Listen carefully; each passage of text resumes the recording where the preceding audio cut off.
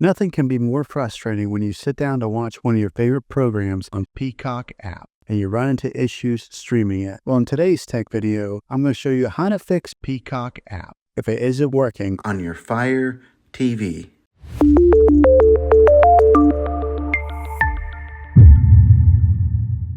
Let's see if we can fix your problems and get your Peacock App back up and running as quickly as possible. The first one, it's the easiest one to try, and that's to unplug your TV from the wall outlet and wait 60 seconds. Now, don't be impatient here. Wait the whole 60 seconds, then plug it back in. This is very different from turning your TV on and off with your remote control. This is what we call a hard reset of your TV, so make sure you do this method. If that doesn't work, then find your router that is giving you Wi-Fi and unplug the power to that for 60 seconds. Then plug it back in. If it fixes it, great. If not, let's go ahead and move on to the next method. Try deleting Peacock App on your TV. Go to wherever the apps are located on your system and remove the app altogether. Then reinstall Peacock App again. After you reinstall it, you might have to log back in with all of your credentials, but hopefully this will work. And if that doesn't work, then I recommend buying an affordable Roku stick, Fire Stick, or Apple TV 4K and plug that into your TV and use that as your main streaming player, and you'll be able to access Peacock App that way. I'll put links in the description down below of where you can get one. There you have it, folks.